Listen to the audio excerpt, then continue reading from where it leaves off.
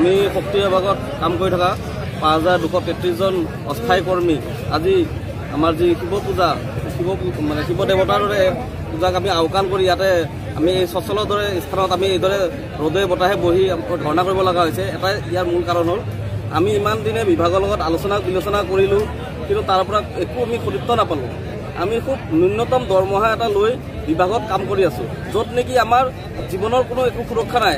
আমাৰ মানুহে line maintenance কৰি আছে, আমাৰ মানুহে ৰেভিনিউ কালেকশ্যন কৰি আছে, য'ৰ পৰা নেকি চৰকাৰ বা বিভাগৰ মানুহখিনিয়ে এচি ৰুমত বহি মুনাফা লৈ আছে। কিন্তু আমাৰ জীৱনৰ কোনো এনেকুৱা ধৰণৰ কোনো ধৰণৰ সুৰক্ষা নাই, য'ত নেকি আমাৰ মানুহ যদি বিল কালেকশ্যন কৰিব যায়, এক্সিডেণ্ট এটা যদি হয়, কোনো ধৰণৰ সুৰক্ষা নাই। তো এই বিভাগত আমি কাম কৰি থাকি আমাৰ কি লাভ হৈছে আমি বুজি পোৱা নাই। এই তাৰপিছত আমাৰ পৰিয়ালটো আছেই, পৰিয়ালৰ কথাটো বাদেই দিলোঁ, নিজৰ জীৱনৰ সুৰক্ষা নাই, আমি পৰিয়ালক কি সুৰক্ষা দিম। আমি এই বিষয়ে বিভাগৰ লগত আলোচনা কৰিলোঁ, ইমান দিনে আলোচনা কৰি তাৰ কিন্তু গুৰুত্ব নোলাল। তাৰ ফলত আমি এইদৰে আজি 72 ঘণ্টীয়া আন্দোলন কৰিবলৈ আগবাঢ়ি আহিছোঁ। আমি মুখ্যমন্ত্ৰী মহোদয়ৰ কাৰ্যালয়ত আমি বহুবাৰ আমাৰ কাগজ পত্ৰ দিলোঁ, কিন্তু তেওঁ আজিলৈকে আমাৰ কাগজ পত্ৰ আওকাণ কৰিছে। না তেওঁ দেখাই নাই, নে তেওঁ বিভাগত থকা মানুহখিনিয়ে কাগজখিনি চোৱা নাই, না তেওঁ জ্ঞাত হোৱা নাই। তো আজি আমি পুনৰবাৰ তেওঁক এই মঞ্চৰ জৰিয়তে আমি গুহাৰি জনাইছোঁ যে মুখ্যমন্ত্ৰী মহোদয়, আপোনাক সকলোৱে ভাল পায়, আপুনি সকলোৰে মাজত এটা প্ৰভাৱ সৃষ্টি কৰিছে যে আপোনাক সকলোৱে মামা বুলি খ্যাত, য'তে যায় আপোনাক সকলোৱে ভগৱানৰ দেখাৰ দৰে পূজা কৰে, আমিও আপোনাক পূজা কৰোঁ। কিন্তু আমি আপোনাৰ এতিয়াও দৃষ্টিগোচৰ হোৱা নাই।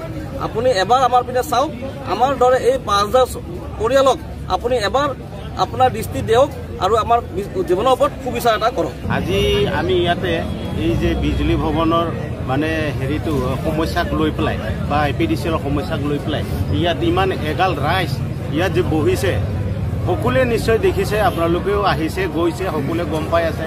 আৰু হয়তো এতিয়া মুখ্যমন্ত্ৰী মহোদয়ে বোধ আমাৰ দেখিও নেদেখা ভাও জুৰিছে।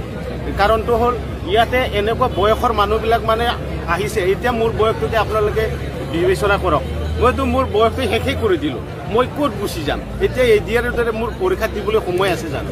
এই APDCLৰ আমি 2018 পৰা 12ৰ পৰা আমি খাটি এতিয়া ইমানখিনিলৈকে আমি আছোঁ। এতিয়া শেষ অৱস্থা।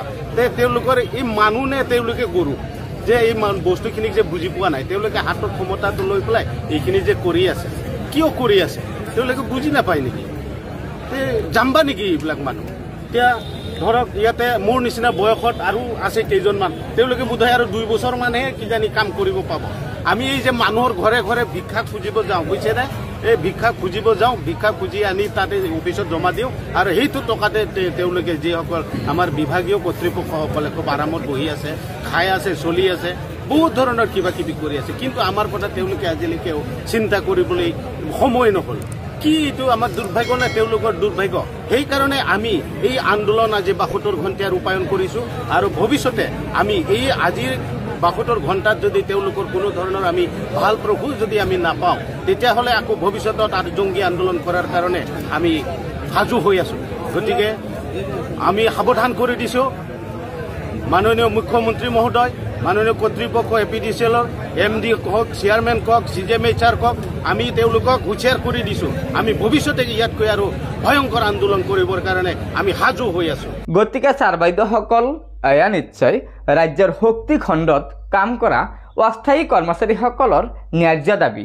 তেওঁলোকে বাৰম্বাৰ ৰাজ্য চৰকাৰক তেওঁলোকৰ দাবীসমূহ পূৰণ কৰাৰ বাবে আহ্বান জনাই আহিছে, কিন্তু ৰাজ্য চৰকাৰে বৰ্তমান সময়লৈকে কোনো সিদ্ধান্ত গ্ৰহণ কৰা নাই, যাৰ কাৰণে তেওঁলোকে পুনৰবাৰ বাজেটৰ প্ৰাক মুহূৰ্তত এনেদৰে আন্দোলন কৰিছে। গতিকে আশা কৰা হৈছে যে ৰাজ্য চৰকাৰে এওঁলোকৰ জীৱন ধাৰণৰ কথা চিন্তা কৰি যিসমূহ দাবী আছে সেই দাবীসমূহ পূৰণ কৰাৰ চেষ্টা কৰিব। গতিকে ছাৰ বাইদেউসকল, লগত বন্ধুবৰ্গক এই ভিডিঅ'টো শ্বেয়াৰ কৰি আজিৰ এই গুৰুত্বপূৰ্ণ খবৰটো জনাই দিব। আৰু নতুনকৈ অহা ছাৰ বাইদেউসকলে অনুগ্ৰহ কৰি আমাৰ এই চেনেলটো ছাবস্ক্ৰাইব কৰি ল'ব। ধন্যবাদ। জয় আই অসম।